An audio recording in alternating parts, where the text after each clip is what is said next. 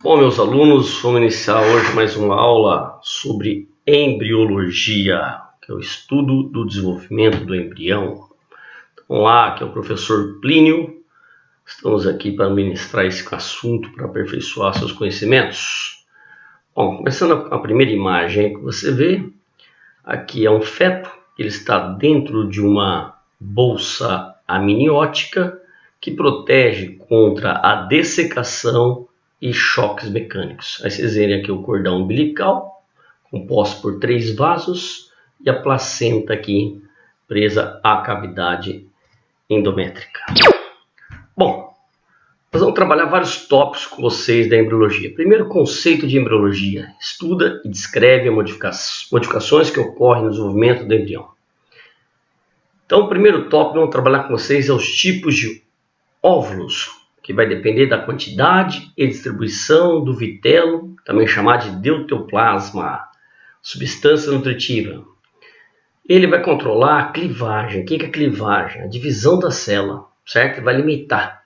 Então, de acordo com a quantidade e distribuição de vitelo no citoplasma, nós temos 4 tipos de óvulos. Vamos lá. Isolécitos, possui pouco vitelo, homogeneamente distribuído pelo citoplasma, tá? Então, vocês estão vendo lá a célula, membrana, citoplasma, o núcleo e disperso no citoplasma, o vitelo, a substância nutritiva. Uniformemente distribuída tem pouco. Heterolécito, já começa a criar aí na célula 2 polos. O polo animal com o núcleo, uma pequena quantidade de vitelo, e o polo vegetativo com o citoplasma e uma quantidade maior de vitelo. Bom, telolécito, terceiro tipo de óvulo. Você vê lá o polo animal e o polo vegetativo, uma nítida separação. No polo animal, só o núcleo citoplasma. E no polo vegetativo, uma grande quantidade de vitelo. Dei nome, telolécitos. Centrolécitos, o vitelo vai estar ao redor do núcleo, certo? Típico aí dos artrópodes, que vocês vão ver lá para frente já. Bom, então quantos tipos de óvulos nós temos? 4 tipos de óvulos. Aí vocês estão vendo uma classificação com um quinto subtipo, certo? Isolécito, lembra? Pouco vitelo uniformemente distribuído pelo citoplasma. Poríferos, sedenterados e equinodermos, certo? Heterolécitos, já tem polo animal e polo vegetativo, certo? Vamos lá, pega aqui o óvulo. A mão direita, polo animal, vai ter o núcleo, uma pequena quantidade de vitelo. Embaixo, o polo vegetativo, uma maior quantidade de vitelo. Aparece no grupo dos plateumintos, nemateumintos, anelídeos, moluscos, peixes e anfíbios. Então, vamos gravar principalmente os vertebrados aí, peixes e anfíbios. Telolécito, muito vitelo, terminal, certo? Lembra? Polo animal, núcleo, citoplasma. Polo vegetativo, só vitelo. Ele vai impedir a clivagem nessa região. Então, você vai ver répteis e aves aí. Centrolécito, os artrópodes, insetos, aracnídeos, crustáceos. Alécitos, os mamíferos, também ou não tem vitelo ou tem pouco, tá? Então, também nós somos chamados de oligolécitos. É uma subdivisão aí de classificação. Beleza? Bom, por que os mamíferos vão ter pouco vitelo ou não vão ter vitelo, né? Porque nós temos uma nutrição via materna pela placenta. Vocês vão ver lá para frente. Vamos lá então. Vamos ao segundo tópico, segmentação, clivagem. Aumento do número de células sem aumentar o volume total. Então, de ovo, você vai passar por uma fase de mórula você vai chegar na blástula. Qual a diferença de mórula para uma blástula? A mórula é um maciço celular, seria uma bolinha de bilhar, vamos falar assim. E a blástula já é oca, tem uma cavidade com líquido, certo? A blastocele seria uma bolinha de tênis, beleza?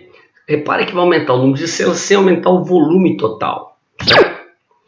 Bom, então lá você tem tipos de segmentação. Você tem holoblástico total, que vai ocorrer em todo o ovo. Meroblástico parcial ocorre em parte do ovo. Vamos começar com a holoblástica, que é também chamada de total. Você tem a total igual, a total desigual e a total subigual. Total igual, primeira clivagem, forma 2 2 células. Segunda clivagem, 4 células. Está representada aí nessa imagem. Repare, a segunda clivagem, já com 4 células. Terceira clivagem, de 4 vai para 8. Repare que vai formar 8 células, chamadas de blastômeros, e todas elas com tamanhos semelhantes. Então, 8 blastômeros iguais. Holoblástica igual. Beleza? Segmentação holoblástica desigual. Repare, novamente, 4 células, já está na segunda clivagem, indo para a terceira clivagem, que é sempre no sentido horizontal. Repare, vai formar 4 células menores, são chamadas de micrômeros, e 4 células maiores, os macrômeros. Então, daí o nome, desigual, certo? Segmentação holoblástica subigual, bem parecida com a desigual, só que vai mudar o tipo de ovo. O ovo aqui é isolesto, aqui é heterolesto, e na igual também passa a ser o isolesto, certo? Aqui vai formar praticamente a desigual e a subigual é a mesma coisa, certo? 4 micrômeros e 4 macrômeros. Vamos para agora a segmentação meroblástica, quer dizer, parcial, corre em parte, é tanto vitelo que impede a clivagem, certo? Você tem a meroblástica discoidal e a superficial. Lembra discoidal? Répteis e aves. Então vocês estão vendo aqui um ovo, certo? Polo animal, núcleo, citoplasma, e aqui o polo vegetativo com muito vitelo. Primeira clivagem, só vai clivar no polo animal, reparem, 2 células. Terceira clivagem, lá no polo animal, 4 células. Polo vegetativo, muito vitelo, não cliva. Terceira clivagem, 8 células. Então você vai formar um disco de células embrionárias aqui, daí o nome segmentação parcial discoidal. Meroblástica parcial. Segmentação parcial superficial. Então vocês estão vendo aqui um ovo, o núcleo dividiu várias vezes, esse núcleo migrou para a periferia, o vitelo veio para o centro, daí o nome centro-lesto, o ovo, certo? E aí começa a delimitar a membrana entre esses núcleos, certo? Daí o nome, segmentação parcial superficial, que vai ocorrer aqui na superfície do ovo, beleza? Vamos lá. Então vocês viram aí os tipos de segmentação baseado de acordo com a quantidade de distribuição de vitelo. Então nós temos basicamente 4 tipos de óvulos. Isolesto, holoblástica igual ou subigual, lembra? Heterolesto, holoblástica desigual. Telolesto, meroblástica discoidal. Centrolesto, meroblástica superficial. Fases da segmentação. Mórulo, forma-se um maciço celular com poucas células. Lembra que eu falei? Bolinha de bilhar. Blástula, aumenta o número de células, havendo então uma cavidade interna. Aqui já ela é oca, certo? Uma cavidade interna. Estão fazendo uma analogia. Isso aqui seria uma blástula. Ela é oca por dentro, certo? Mórula já tem maciço celular. Bom, que aí vocês estão vendo a blástula em corte nessa imagem aqui. Dentro ela tem uma cavidade chamada blastocele e fora as células, os blastômeros, tá? Então vamos trabalhar com a blástula sempre em corte. Vamos lá. Então é difícil você imaginar essa estrutura tridimensional. Então a primeira imagem que vocês reparem aqui, a blástula em corte, certo? Na realidade ela é assim, ó, beleza? Tridimensional. E aí, repare, ela vai ter células em azul, os micrômeros, certo? Vou fazer a mão esquerda aqui, célula em azul, ó, tá vendo? Formando. E células amarelas, os macrômeros. Os macrômeros vão invaginar, ó, o que é invaginar? Vão entrar, certo? E aí a blastocele vai desaparecer e dentro onde está minha mão vai formar uma cavidade interna chamada de arquêntero que comunica com o meio externo. Então você tem uma gástrula. Então vamos lá, folheto externo, ectoderme. Folheto interno, mesentoderme ou endoderme. Cavidade interna, que vai formar o seu intestino, arquêntero. E a boquinha aqui da gástrula, blastóporo. Esse blastóporo pode dar origem à boca ou ânus, vai depender do grupo animal. Quando forma a primeira boca, protostômios. Quando forma posteriormente a boca e primeiro ânus, deuterostômios. Nós vamos trabalhar basicamente com vocês a embriologia do Ophiox, esse animalzinho que vocês estão vendo nessa imagem embaixo, Então ele tem característica exclusiva dos cordados: notocorda, tubo neural dorsal, certo? Também tem como características exclusivas fendas branquiais e cauda pós-anal. Então, 4 caracteres exclusivos dos cordados: cordão nervoso dorsal, notocorda, fendas branquiais na faringe e cauda pós-anal. Então, reparando, todos os cordados vão ter essas estruturas pelo menos em uma fase da vida, ou na fase embrionária, pode persistir na fase adulta ou ser substituída, certo? Vamos lá. Por que o Amphioxus? Porque ele é bem parecido com o ser humano, ok? Então vocês estão vendo aqui a imagem em azulzinho lá. Vamos apontar o mouse lá em cima, tá vendo? Essa é a gástula, ela tá assim, ó. Beleza? Gástula invaginou, ó de frente, beleza? A gástula invaginada. Só que ali do outro lado vocês estão vendo ali em corte, nesse sentido aqui assim, ó. Cortei, certo? Aí você tem no outro corte, tem 2 cortes ali. Um sagital e um transversal. Repare, certo? Aqui um corte e aqui outro. Então você tem já um folheto de células externas, ectoderme, azulzinho. Folheto de células internas, mesentoderme. Que lá na imagem anterior estava endoderme. O termo correto é mesentoderme. Aí essa gástrula vai sofrer um processo de achatamento. Repare aqui. Vai formar a placa neural. Onde forma a placa neural, vamos supor que está aqui assim, certo? Formou a placa neural e aqui essas células da mesentoderme, em vermelhinho, já se transforma em mesoderme. Então em azul você tem ectoderme, repare, onde achatou mesoderme e onde não achatou endoderme. E a cavidade interna lá do intestino, o arquêntero. Aí essas células da ectoderme começam a formar uma goteira e invaginar para dentro. Repare, até formar aqui um canal neural, tubo neural. Repare, que vai formar o que então? Seu cérebro, cerebelo, bulbo, medula, certo? Teu sistema nervoso central. Aí, a mesoderme, vermelhinha, também vai sofrer processos de invaginação. E vai formar aqui 2 estruturas laterais, mais uma no centro. Essa do centro é a notocorda, que é o eixo de sustentação do embrião, certo? Dentro da cavidade mesodérmica, você vai ter aqui o celoma, certo? E aqui você vai ter a endoderme com uma cavidade, que é o arquêntero. Lembra lá do intestino? Vai formar o intestino? Então, o arquêntero. Beleza? Então, quantos folhetos embrionários vocês estão vendo nessa última imagem? 3. Ectoderme, mesoderme e endoderme. Só cada folheto vai desenvolver em tecidos e órgãos. Vamos lá. Ectoderme epidérmico vai formar a epiderme da sua pele, pelos, unhas, esmalte do dente. Ectoderme neural, sistema nervoso central, cérebro, cerebelo, bulbo, medula, certo? Mesoderme, músculos, certo? Sistema circulatório, suas veias, beleza?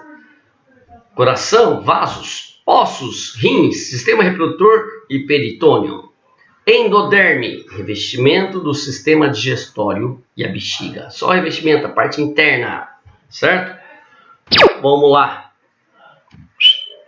Você tem, depois que forma um embriãozinho, em volta desse embrião, como vocês viram na primeira imagem, forma os anexos embrionários, tá? Então lá, peixe, como está no meio aquático, só vai desenvolver um anexo embrionário, que é o saco vitelínico, que é rico em vitelo. Lembra o vitelo? Só para nutrir. Qual a função do vitelo? Nutrir o embrião, beleza? Anfíbio também está no meio aquático, só vai ter vitelo o embrião, lembra? Anfíbios, desenvolvimento na água, depois da terra, certo? Vamos lá. Répteis, passou da água para a terra. Então aqui agora tem que surgir anexos que vão proteger o embrião.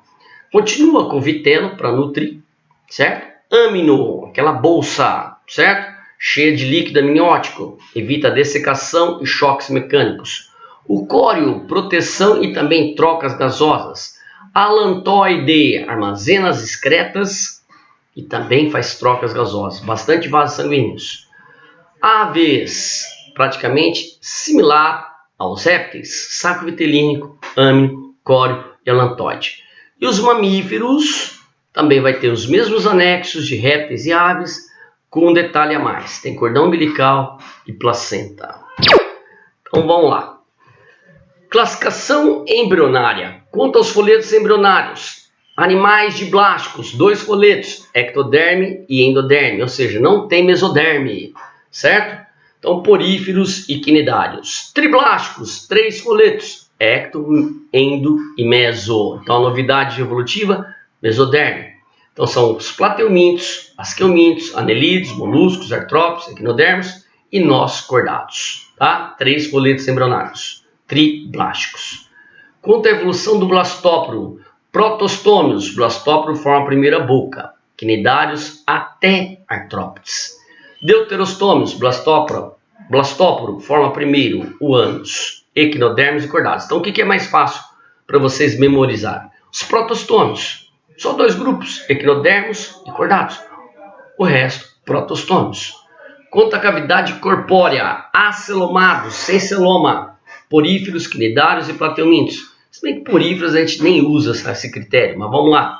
Pseudocelomados, cavidade parcialmente revestida pela mesoderme e parte endoderme. Ah, não entendi nada, Plínio. Calma que você vai ver a imagem.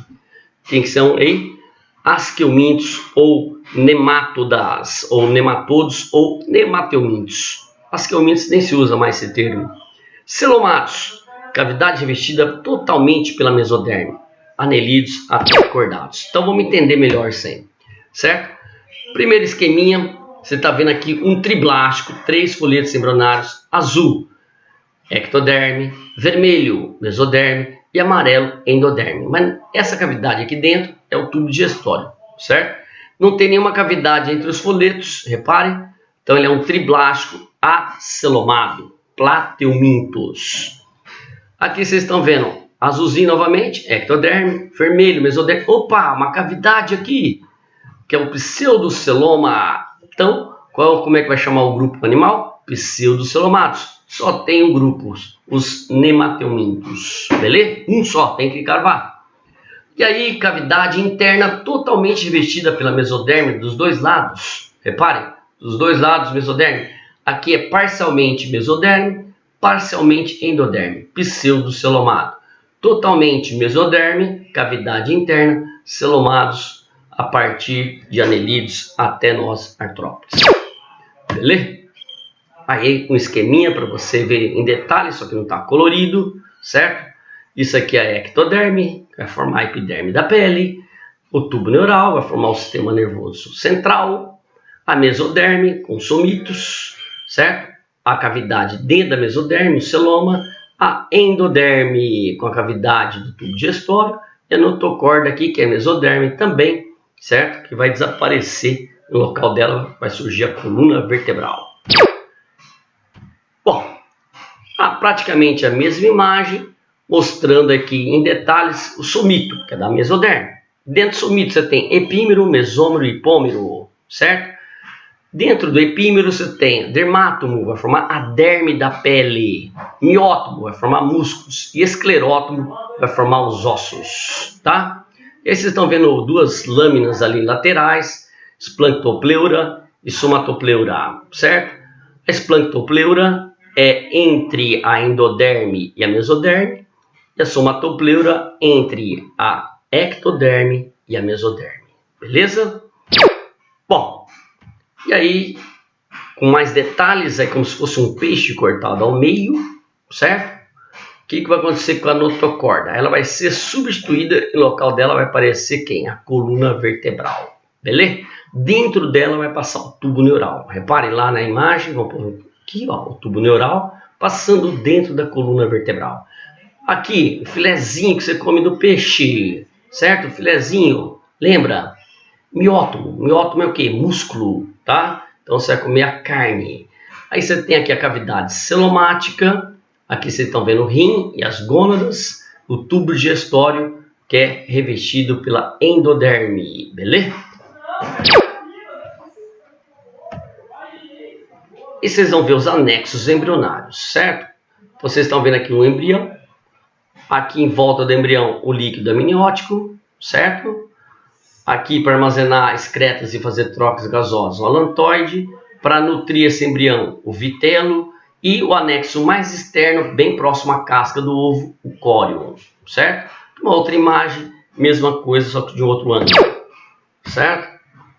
Bom, e aí vocês estão vendo o desenvolvimento embrionário nosso, ser humano, né, dos mamíferos. Então vocês estão vendo um embriãozinho aqui, bonitinho, em volta dele você tem o líquido amniótico, beleza? O anexo mais externo é o córeo.